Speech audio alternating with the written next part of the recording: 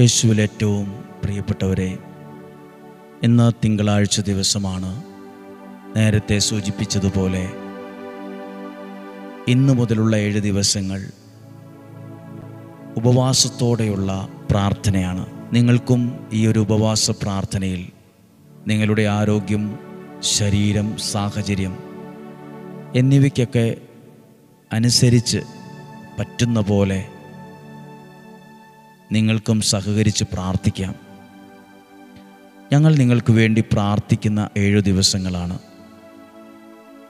ഈ പ്രാർത്ഥനയുടെ ഒരു ഉദ്ദേശം ഡെയിലി ബ്ലെസ്സിങ്ങും നിയോഗ പ്രാർത്ഥനയും തുടങ്ങിയ അന്നു മുതൽ പങ്കെടുത്ത് പ്രാർത്ഥിക്കുന്ന ഓരോ കുടുംബങ്ങൾക്കും, ഓരോ വ്യക്തികൾക്കും, ഇത് അയച്ചു കൊടുത്തവർ, ഷെയർ ചെയ്തവർ, പ്രാർത്ഥനയിൽ പങ്കെടുത്ത് ഒരു കുടുംബം പോലെ നിന്ന ലക്ഷക്കണക്കിന് ആളുകളുണ്ട്. അവർക്കെല്ലാം വേണ്ടി പ്രാർത്ഥിക്കുകയാണ്.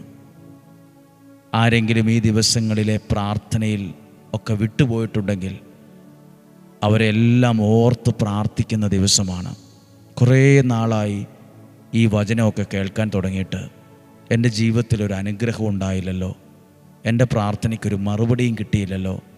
അങ്ങനെ വിഷമിക്കുന്നവരുണ്ടാകും, പരാതി പറയുന്നവരുണ്ടാകും. അവർക്കെല്ലാം വേണ്ടി ഉപവാസം എടുത്ത് പ്രാർത്ഥിക്കുവാണ്. രണ്ടാമത്തെ നിയോഗം, സ്കൂൾ തുറക്കുന്നതിന് മുമ്പ് കുട്ടികൾ 1-ാം ക്ലാസ്, LKG, നഴ്സറി തൊട്ട് സ്കൂളിലേക്ക് പോകുന്ന എല്ലാ കുഞ്ഞുങ്ങൾക്കും വേണ്ടി പ്രാർത്ഥിച്ച് ഒരുങ്ങുവാണ്. അവർക്കൊക്കെ നല്ലൊരു വിദ്യാഭ്യാസം ഉണ്ടാകാൻ, നല്ല സ്വഭാവത്തിൽ വളരാൻ, വീടിൻ്റെ അനുഗ്രഹമാകാൻ പ്രാർത്ഥിക്കുന്ന ദിവസമാണ്. 7 ദിവസം കുട്ടികൾക്ക് വേണ്ടി പ്രാർത്ഥിക്കും.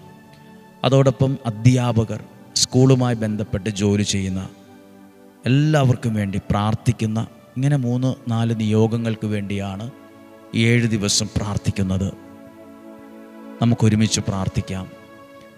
ഈ ദിവസം 7 ദിവസവും ദൈവാനുഗ്രഹത്തിൻ്റെ ഒത്തിരി അനുഭവങ്ങളുണ്ടാകട്ടെ. ഇങ്ങനെ പ്രാർത്ഥിച്ചു തുടങ്ങാം. കർത്താവേ, ഈ 7 ദിവസങ്ങളിലും കുടുംബമായി ഞങ്ങൾക്ക് അങ്ങയുടെ വചനത്തെ കേൾക്കാനും നിയോഗം വെച്ച് പ്രാർത്ഥിക്കാനും ഇടയാക്കണമേ. ലോകത്തിൻ്റെ എമ്പാടും ഡെയിലി ബ്ലെസ്സിങ്ങിലൂടെ, നിയോഗ പ്രാർത്ഥനയിലൂടെ വചനം കേൾക്കുന്ന ഓരോരുത്തരെ അനുഗ്രഹിക്കണമേ.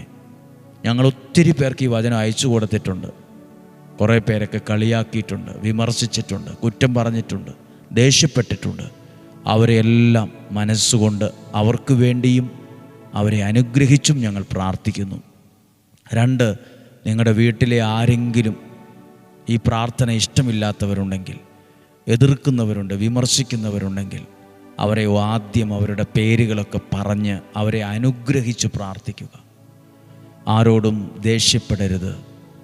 ആരോടും ഈ പ്രാർത്ഥന കൂടിയില്ലെങ്കിൽ നിൻ്റെ ജീവിതം പരാജയപ്പെട്ടു പോകും എന്ന് പറയരുത്.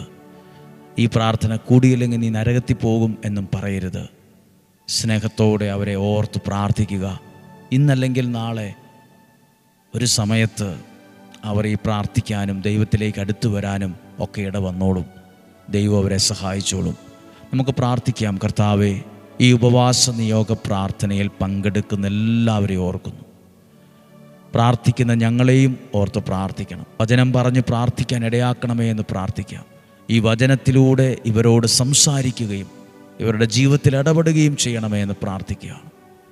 ഒത്തിരി സാക്ഷ്യങ്ങൾ ദൈവനാമ മഹത്വത്തിനായി ഉണ്ടാകട്ടെ. കർത്താവേ, ഈ ഉപവാസ പ്രാർത്ഥനയിൽ ഏതെങ്കിലും വിധത്തിൽ സഹകരിക്കുന്ന, കേൾക്കുന്ന എല്ലാവരെയും തിരുരക്തത്താൽ അങ്ങ് വിശുദ്ധീകരിച്ച്, അങ്ങയുടെ വചനത്താൽ നിറച്ച്, പരിശുദ്ധാത്മാവിനാൽ നയിക്കണമേ.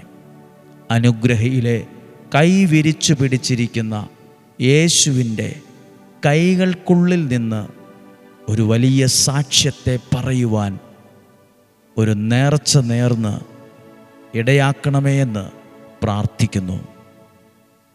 നസ്രായനായ എൻ്റെ യേശുവേ, ഈ ഉപവാസ പ്രാർത്ഥനയിൽ പങ്കെടുത്ത് പ്രാർത്ഥിക്കുന്നവരുടെ ആവശ്യങ്ങളെ അങ്ങ് സ്വീകരിച്ച് അതിന്മേൽ നിലനിൽക്കുന്ന എല്ലാ തടസ്സങ്ങളും ബന്ധനങ്ങളും പൂർണ്ണമായും എടുത്തു മാറ്റി അതോരോരുത്തർക്കും സാധിച്ചു കൊടുത്ത് അവരെ സമൃദ്ധമായിട്ട് അനുഗ്രഹിക്കണമേ. ഒരു ദോഷവും ഒരു തിന്മയും ഒരനർത്ഥവും സംഭവിക്കാതെ ഉള്ളം കയ്യിലെന്ന പോലെ ഞങ്ങളെ കാത്തുകൊള്ളണമേ. ആമേൻ. നമുക്കിന്ന് പ്രതീക്ഷയോടെ ഈ വചനം നമുക്ക് കേൾക്കാം. ദൈവത്തിൻ്റെ വാക്കുകേട്ട് മുന്നോട്ട് പോകുമ്പോൾ നമ്മുടെ പിറകെ നമ്മളെ നശിപ്പിക്കാം എന്തെങ്കിലും പിന്തുടർന്നാൽ തന്നെ ദൈവം അതിനെ തള്ളിക്കളയും. ദൈവവാക്കുകേട്ട് പ്രാർത്ഥനയോടെയാണ് മുന്നോട്ട് നീങ്ങുന്നതെങ്കിൽ നമ്മളെ നശിപ്പിക്കാൻ പിന്തുടരുന്നതിനെ ദൈവം തള്ളിക്കളയും. മനസ്സിലാക്കാം. ഇസ്രായേൽ ജനം ചെങ്കടലിൻ്റെ അടുത്ത് മരുഭൂമിയിലൂടെ യാത്ര ചെയ്തു വന്നത് പ്രാർത്ഥനയ്ക്കുത്തരമായി ദൈവവാക്കു കേട്ടാണ്. ദൈവവാക്ക് കേട്ടാണ് അവർ മുന്നോട്ടിറങ്ങിയത്. പ്രാർത്ഥനയോടെ ഇറങ്ങിയത്. ദൈവത്തിൻ്റെ അടുത്ത് അവരുടെ നിലവിളി എത്തിയപ്പോഴാണ് ഒരു വഴിയും വാതിലും തുറന്നു കിട്ടിയത്. അങ്ങനെ മുന്നോട്ട് നീങ്ങി 14-ാം അധ്യായം 28-ാമത്തെ വാക്യം വായിക്കാം. ഇസ്രായേൽക്കാരെ പിന്തുടർന്ന് കടലിലിറങ്ങിയ തേരുകളെയും കുതിരപ്പടയാളികളെയും ഫറവോയുടെ സൈന്യം മുഴുവനെയും കടൽ വെള്ളം മൂടിക്കളഞ്ഞു. അവരിൽ ആരും അവശേഷിച്ചില്ല. അതെന്താണ് അവരെ കടൽ വെള്ളം മൂടിക്കളയാൻ കാരണം? ഇസ്രായേൽ ജനം പ്രാർത്ഥനയ്ക്കുത്തരമായി ദൈവവാക്ക് കേട്ട് ചെങ്കടലിലൂടെ ഒരു വഴിയിലൂടെ അവർ കാനാൻ ദേശത്തേക്ക് പോകുമ്പം ഇവരെ പിന്തുടർന്ന് ഇവരെ നശിപ്പിക്കാൻ, ഇവരെ തോൽപ്പിക്കാൻ, വീണ്ടും ഇവരെ അടിമകളാക്കി തിരിച്ചു കൊണ്ടുപോകാൻ ഫറവോയുടെ സൈന്യം അവരെ പിന്തുടർന്നു. പുറകെ കൂടി ദൈവവാക്ക് കേട്ടിറങ്ങിയ ഇസ്രായേൽ ജനത്തിൻ്റെ, പ്രാർത്ഥനയോടെ ഇറങ്ങിയ ഇസ്രായേൽ ജനത്തിൻ്റെ പുറകെ ഫറവോയുടെ സൈന്യം മുഴുവൻ ശക്തമായി വന്നുകൂടി. അവരെ എല്ലാം കടൽ വെള്ളം മൂടിക്കളഞ്ഞു എന്നാണ്. അതിന് താഴെ എഴുതിയിട്ടുണ്ട്, അവരിൽ ആരും അവശേഷിച്ചില്ല. അവരെ പിന്തുടർന്നത് മുഴുവൻ കടല് മായ്ച്ചു കളഞ്ഞു. അവരെ എല്ലാ ശക്തികളെ, അവരുടെ ബലവും അവരുടെ കഴിവും ശക്തി എല്ലാം കടൽ മായ്ച്ചു കളഞ്ഞു. ഇത് പറയുന്നത് ദൈവവാക്കുകേട്ട് പ്രാർത്ഥനയോടെ ഇറങ്ങുന്ന ഒരാളുടെ ഒരു ജീവിതത്തിൻ്റെ പിറകെ എത്ര വലിയ ദുഷ്ടശക്തി പുറകെ വന്നാലും ദൈവം അത് കൈകാര്യം ചെയ്യും. ദൈവം അതിനകത്ത് ഇടപെടും. ഇപ്പോൾ ഈ ഉപവാസ പ്രാർത്ഥനയൊക്കെ നടത്തുന്നതും അതാണ്. പിള്ളേരൊക്കെ സ്കൂളിലേക്ക് പോവുകയാണ്. ആയിരക്കണക്കിന് 10,000-കണക്കിന് കുഞ്ഞുങ്ങൾ സ്കൂള് തുറക്കുമ്പോൾ സ്കൂളിലേക്ക് പോകും. അവരുടെയൊക്കെ ജീവിതം പ്രാർത്ഥനയോടെ മുന്നോട്ട് കൊണ്ടുപോകണം. ഇല്ലെങ്കിൽ അവരെ പിന്തുടരുന്ന ചീത്ത കൂട്ടുകാർ, തെറ്റായ ബന്ധങ്ങൾ, അല്ലെങ്കിൽ തകർത്ത് കുഴിയിൽ ഇടുന്ന തരത്തിലുള്ള മോശപ്പെട്ട കാര്യങ്ങൾ എല്ലാം ലോകത്തിൻ്റേതായ പലതും അവരെ പിന്തുടരും. മാതാപിതാക്കൾക്ക് ഭയമുണ്ട്, എൻ്റെ പിള്ളേർ നഷ്ടപ്പെട്ടു പോകുമോ, ചീത്ത കൂട്ടുകാരോട് കൂട്ടുകൂടി നഷ്ടപ്പെട്ടു പോകുമോ, നശിച്ചു പോകുമോ, ഭയങ്കര ഉത്കണ്ഠ ആകുലതയുണ്ട്. ദൈവത്തിൻ്റെ വാക്ക് കേട്ടും പ്രാർത്ഥിച്ചുമൊക്കെ ഇറങ്ങുമ്പം എന്തെല്ലാം ശക്തിയുള്ളത് പിന്തുടർന്നാലും അതിനെയൊക്കെ ദൈവം തച്ചുടച്ച് അല്ലെങ്കിൽ അതിനെ മാറ്റിക്കളയും. ഇസ്രായേൽക്കാർക്ക് പ്രാർത്ഥനയോടെ ദൈവവിചാരത്തോടെ ഇറങ്ങിയവർ എന്ത് ചെയ്തു എന്ന് എഴുതിയിട്ട്, എന്ത് സംഭവിച്ചു എന്ന് എഴുതിയിട്ടുണ്ട്.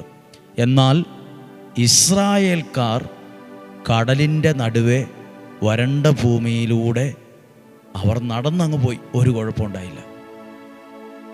പ്രാർത്ഥനയോടെ ദൈവവാക്ക് കേട്ടിറങ്ങിയവർക്ക് ഒരു കുഴപ്പമുണ്ടായില്ല. ദൈവവാക്ക് കേൾക്കാതെ ബുദ്ധിയിലിറങ്ങിയവരെല്ലാം വെള്ളത്തിൽ പോയി. അവരെ കടൽ മൂടിക്കളഞ്ഞു എന്നാണ്. പ്രിയപ്പെട്ടവരെ, പ്രാർത്ഥനയോടെ ഇറങ്ങുന്നതിന്, ഉപവസിച്ചും പ്രാർത്ഥിച്ചുമൊക്കെ ഇറങ്ങുന്നതിന് പ്രത്യേകതയുണ്ട്. അതിന് വിലയുണ്ട്, അതിന് മഹത്വമുണ്ട്. അവിടെ തൊട്ട് ആഴെ എഴുതിയിട്ടുണ്ട്, ഇടത്തും അവരുടെ വലത്തും ഇടത്തും വെള്ളം മതിലുപോലെ നിലകൊണ്ടു. പ്രാർത്ഥനയോടെ ഇറങ്ങുന്നവൻ്റെ ഇരുവശങ്ങളിലും ദൈവസംരക്ഷണത്തിൻ്റെ ഭിത്തി ഉണ്ടാവും. ഇടതും വലതും വെള്ളം ഭിത്തി പോലെ നിലകൊണ്ടു എന്നാണ്. ദൈവവചനമൊക്കെ എല്ലാ ദിവസവും കേൾക്കുന്നവർ, നിയോഗ പ്രാർത്ഥനയിലും ഡെയിലി ബ്ലെസ്സിങ്ങിലൊക്കെ പങ്കെടുക്കുന്നവർ, ശുശ്രൂഷകളിൽ പങ്കെടുക്കുന്നവരോടാണ് പറയുന്നത്. നമ്മൾ കാണുന്നില്ലായിരിക്കാം, പക്ഷേ നമ്മളെ ചുറ്റി നിൽക്കുന്ന ഒരു ദൈവിക സംരക്ഷണമുണ്ട്. ഇത് പ്രാർത്ഥിക്കുമ്പോൾ ഡെയിലി ബ്ലെസ്സിങ്ങിലും നിയോഗ പ്രാർത്ഥനയിൽ ഇന്നുവരെ പങ്കെടുത്ത എല്ലാ കുടുംബങ്ങളെ ഓർക്കും. അനുഗ്രഹയിൽ ഇന്നുവരെ വന്ന് പ്രാർത്ഥിച്ചവർ, കൽക്കുരിശിൽ എണ്ണയൊഴിച്ച് പ്രാർത്ഥിച്ചവർ, നിയോഗം എഴുതിയിട്ടവർ, എല്ലാവരെയും ഓർത്ത് ഓരോരുത്തർക്കും വേണ്ടി പ്രാർത്ഥിക്കുവാണ്.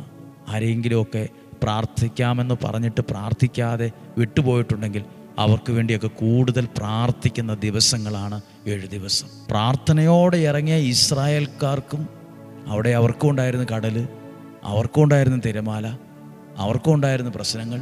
പക്ഷെ അവർക്ക് ഒരു കുറവോ കേടോ അബദ്ധങ്ങളോ മണ്ടത്തരങ്ങളോ ഒന്നും സംഭവിച്ചില്ല.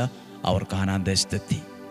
എന്നാൽ ഒരു പ്രാർത്ഥനയില്ലാതെ ബുദ്ധി കൊണ്ടും ശക്തി കൊണ്ടും സ്വാധീനം കൊണ്ടും ഇറങ്ങി പുറപ്പെട്ട് എല്ലാം നേടിയെടുക്കാം, ഇപ്പം കൈക്കൽ എല്ലാം കയ്യിൽ ഒതുക്കാം, തിരിച്ചു കൊണ്ടുപോകാം എന്ന വ്യാമോഹത്തോടെ ഇറങ്ങിയ പലതുമാണ് ഒന്നും അല്ലാണ്ട് പാതി വഴിക്കെല്ലാം നിന്നു പോകേണ്ടി വന്നത്, കടൽ വെള്ളം മൂടിക്കളഞ്ഞത്. എന്തിനാണ് ഉപവസിച്ചും പ്രാർത്ഥിച്ചുമൊക്കെ ഓരോ കാര്യങ്ങളും തുടങ്ങണമെന്ന് പറയുന്നത്? അത് ലക്ഷ്യത്തിലെത്തും. അതിനെ ഒന്നും മൂടിക്കളയില്ല. അതിനെ എന്തെങ്കിലുമൊക്കെ പിന്തുടർന്നാലും, നശിപ്പിക്കാനോ തോപ്പിക്കാനോ പിന്തുടർന്നാലും അതിനെ ദൈവം കൈകാര്യം ചെയ്തോളും. ദൈവത്തിൻ്റെ കരം അവർക്ക് വേണ്ടി പ്രവർത്തിച്ചോളും. നമ്മളെ സേഫായി പ്രാർത്ഥനയോട് ദൈവവാക്ക് കേട്ട് ഇറങ്ങുന്നവനെ എപ്പോഴും സേഫായിരിക്കും. പ്രാർത്ഥനയോടും ദൈവവാക്ക് കേട്ട് ഇറങ്ങുന്നവനും എപ്പോഴും സുരക്ഷിതനായിരിക്കും. അവനെ പൊതിഞ്ഞു പിടിക്കുന്ന ഒരു ദൈവമുണ്ട്, അവനെ കൊണ്ടു നടക്കുന്ന ഒരു ദൈവമുണ്ട്, അവനെ പരിപാലിക്കുന്ന ഒരു ദൈവ സാന്നിധ്യമുണ്ട്. ഇന്ന് പ്രത്യേകം പ്രാർത്ഥിക്കുക. 7 ദിവസത്തെ പ്രാർത്ഥനയാണ്. ദൈവം നിങ്ങളെ സമർത്ഥമായിട്ട് അനുഗ്രഹിക്കട്ടെ. ദൈവം നിങ്ങളെ സഹായിക്കട്ടെ.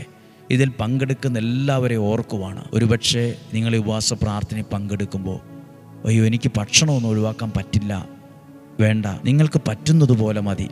ഒരുപക്ഷെ ഒരു ചായ ഒഴിവാക്കിയായിരിക്കാം, ചായക്കകത്തുള്ള പഞ്ചസാര വേണ്ടെന്ന് വെച്ചായിരിക്കാം. അല്ലെങ്കിൽ ഒരു 3, 4, 1, 2 കറിയൊക്കെ കൂട്ടി ചോറുണ്ണുന്ന ഒരാളാണെങ്കിൽ 1, 2 കറി കൊണ്ട്, അല്ലെ ഒരു കറി കൊണ്ട് ചോറുണ്ണുന്ന ഒരു കുഞ്ഞു ത്യാഗമായിരിക്കാം.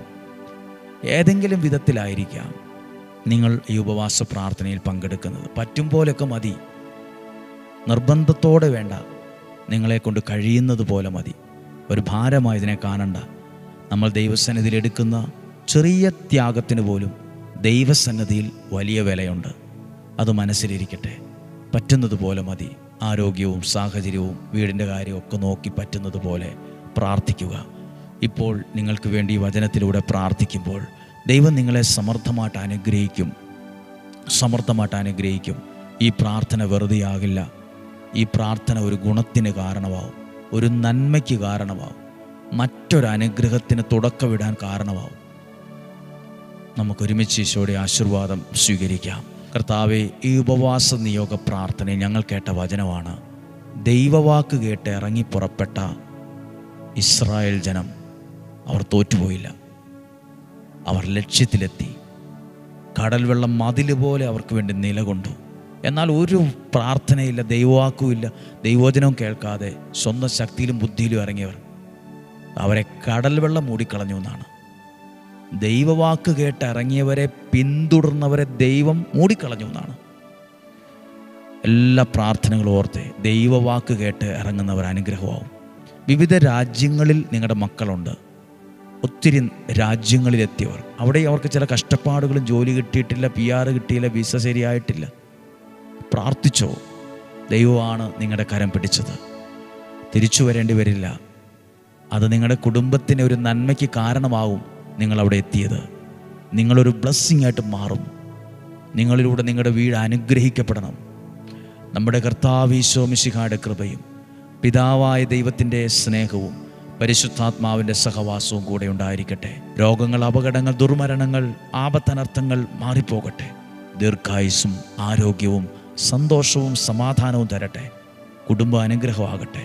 നല്ല ഭവനത്തിൽ താമസിക്കാൻ, നല്ല വാഹനത്തിൽ യാത്ര ചെയ്യാൻ, നല്ല ഭക്ഷണം കഴിക്കാൻ, നല്ല ബന്ധങ്ങൾ ഉണ്ടാകാൻ, നല്ല കുടുംബജീവിതം ഉണ്ടാകാൻ, നല്ലൊരു ആത്മീയ ജീവിതം ഉണ്ടാകാൻ, നല്ല അയൽവക്ക ബന്ധമുണ്ടാകാൻ, നല്ല യാത്രകൾ ചെയ്യാൻ, നല്ല തീരുമാനങ്ങൾ എടുക്കാൻ, നല്ല കാര്യങ്ങൾ പഠിക്കാൻ, നല്ല കാര്യങ്ങൾ കാണാൻ, അറിയാൻ, എല്ലാം ഭാഗ്യമുണ്ടാകട്ടെ. നിങ്ങളുടെ ജീവിതം ഒരു അനുഗ്രഹമാകട്ടെ. ഇന്നും ജീവിക്കുന്ന യേശുവിൻ നാമത്തിൽ നിങ്ങളെ അനുഗ്രഹിച്ച് പ്രാർത്ഥിക്കുന്നു. ഇപ്പോഴും എപ്പോഴും എന്നേക്കും ആമേൻ. ദൈവം സമർത്ഥമായിട്ട് അനുഗ്രഹിക്കട്ടെ. ദൈവം നിങ്ങളെ സഹായിക്കട്ടെ.